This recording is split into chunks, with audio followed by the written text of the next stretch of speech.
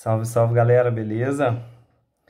Moçada, é o seguinte, para a nossa aula de hoje a gente dá continuidade nos episódios da Revolução Inglesa, certo? A gente ainda não chega na fase revolucionária, ok? Mas a gente vai avançar mais um pouquinho nesse contexto todo que vai aumentar as tensões, principalmente entre os conflitos de monarquia e parlamento. Então, para essa fase ficar clara, para essa nossa aula de hoje ficar bem compreendida aí para vocês precisam lembrar o seguinte, que primeiro, na Inglaterra, a gente tem um caso muito peculiar, né, uma situação muito diferente do absolutismo, que é a existência do parlamento, ou seja, aquela instituição, aquele local onde nobres, uma pequena nobreza, representantes da alta burguesia e de grandes comerciantes se juntam para governar o Estado, né, para administrar o país junto do rei. Isso significa que a Inglaterra ela tem um modelo que não é 100% absolutista. Por quê? Nos modelos absolutistas, quem dá a palavra final, quem tem toda a autoridade, quem controla todo o Estado, é somente o monarca. Por mais que ele tenha conselheiros, por mais que ele tenha ministros, auxiliares, a palavra final é dele. No caso da Inglaterra, o parlamento ele tem o poder de vetar, ele tem o poder de exigir explicação, de negar a entrada em guerras ou a construção de determinados bens e investimentos. Isso significa que o poder real ele é extremamente controlado.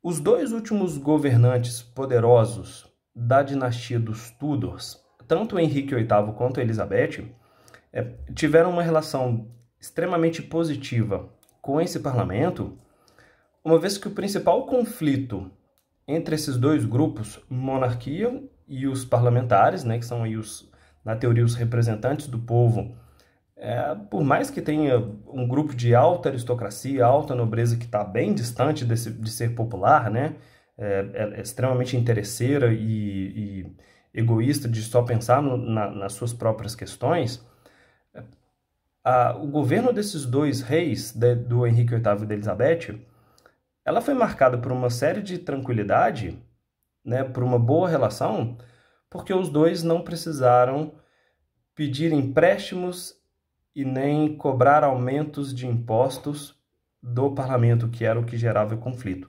Por quê? O Henrique VIII, ele se aproveita daquela mudança religiosa, certo? De ter adotado o anglicanismo como religião oficial. Isso deu para ele, deu para o governo dele, os bens da Igreja Católica para ele colocar à venda. E a Elizabeth, no seu governo, ela faz a lei de cercamento dos campos, ou seja, ela coloca à venda as terras comuns, né?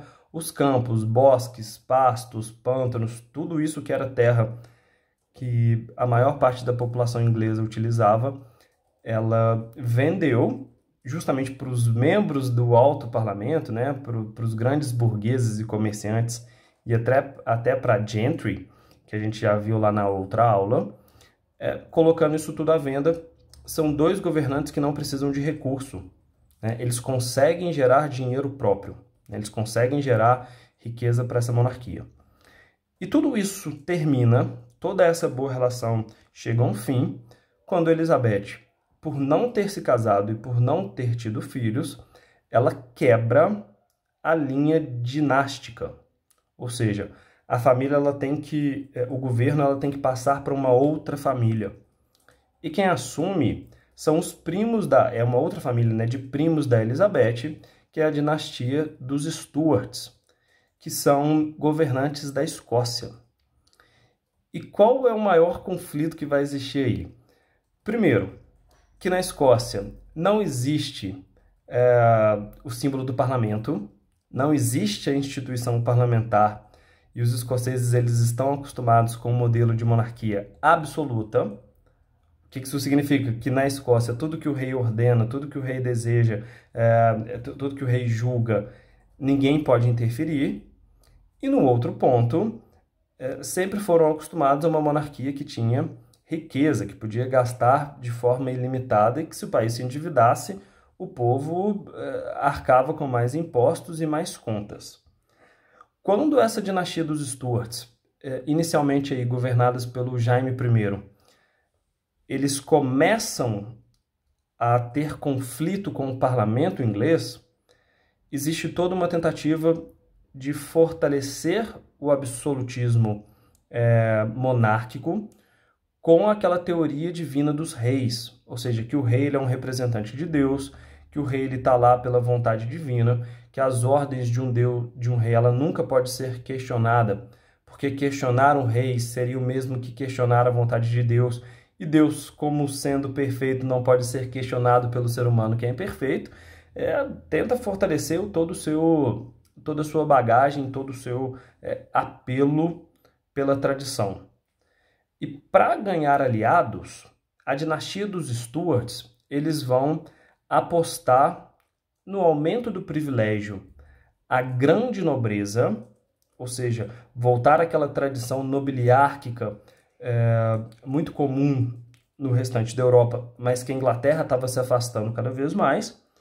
E no outro ponto, tentar reforçar as tradições católicas dentro do anglicanismo.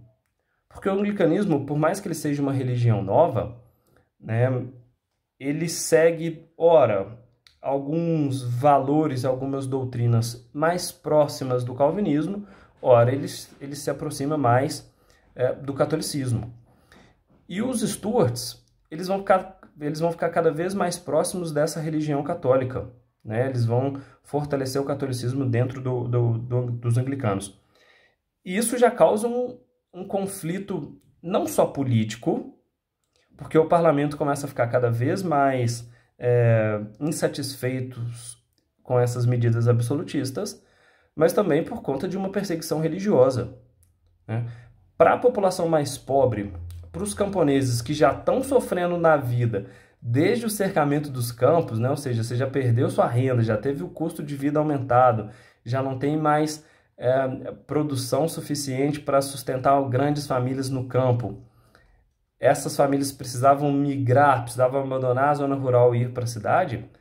Agora, com uma nova perseguição religiosa, esses calvinistas, né, que na Inglaterra eles são chamados de puritanos, eles começam a procurar uma outra região para viver, certo? Eles começam a migrar em massa da Inglaterra e o único local livre o suficiente, né, sem controle o suficiente dessa fiscalização, tanto religiosa quanto política, passa a ser as colônias do norte dos Estados Unidos. Então, olha o link aí que a gente faz com a colonização americana, certo? São esses perseguidos religiosos, são essa população empobrecida por conta dessas medidas dos Stuarts, que levam ao aumento da formação da colonização norte-americana e esse sentimento de se criar uma nova nação.